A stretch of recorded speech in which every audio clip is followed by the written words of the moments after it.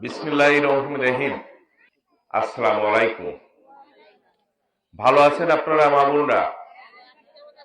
ভালো আছেন তাই না? আগামী দিনে আরো ভালো থাকবেন, আরো সুন্দর থাকবেন।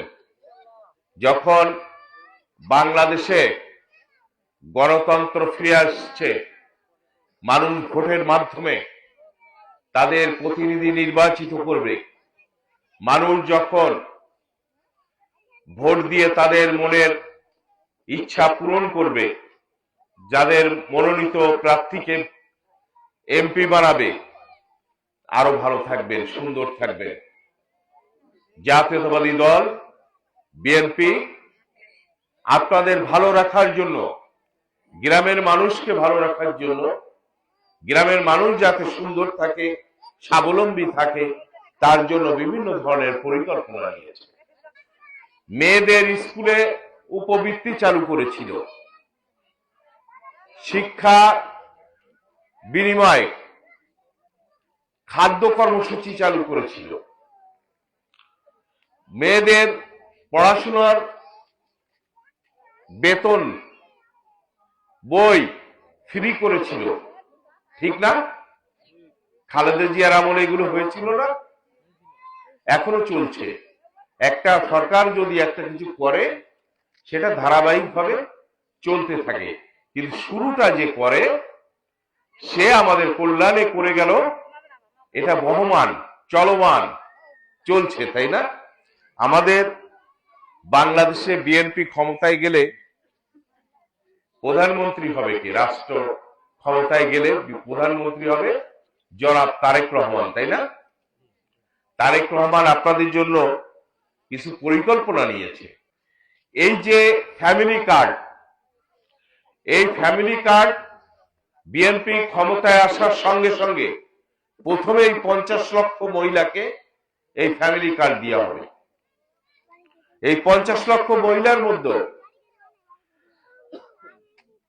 এক পরিবারে একজন পাবে। সেই কার্ডে 25 কেজি চাল, 2 কেজি তেল, 1 কেজি লবণ, 1 কেজি ডাল, তাই না? এইগুলো থাকবে। অথবা এই মালামাল দেবে না,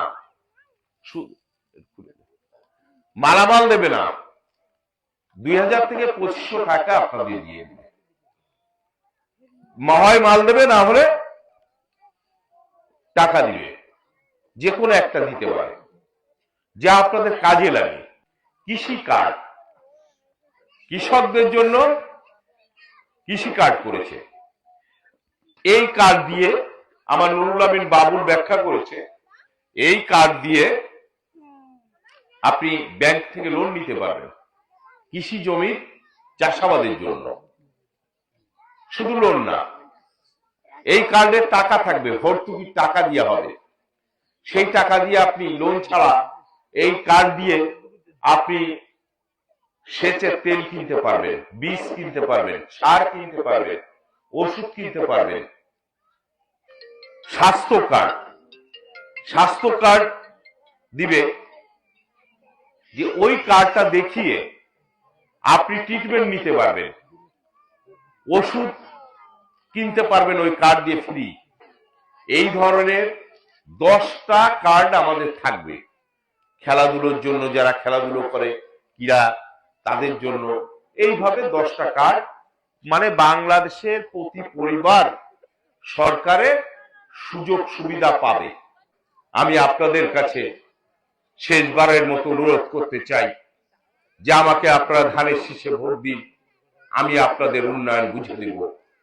আপনাদের এই অঞ্চলের যা উন্নয়ন বাকি আছে, সেই উন্নয়নের কাজগুলো আমি বুঝে দিব। আপনারা আমার ধানের শীষে একটি করে ভোট দিন। আমার মাতৃতুল্য নেত্রী বেগম খালেদা জিয়া এই দেশে মানুষের জন্য অনেক কষ্ট করেছে। এই দেশের মানুষকে ভালো রাখার জন্য সারাটি জীবন নিজেকে বিলিয়ে দিয়েছে। আমার মা বোনরা নামাজ পড়ে আমার মায়ের জন্য আপনারা দোয়া করবেন, আমার মাকে যেন আল্লাহ সুস্থ করে আমাদের মাঝে ফিরিয়ে দেয়। সবাই ভালো থাকবেন, সুস্থ থাকবেন। আগামীতে ইনশাআল্লাহ আপনাদের সাথে আবার দেখা হবে। আল্লাহ হাফেজ।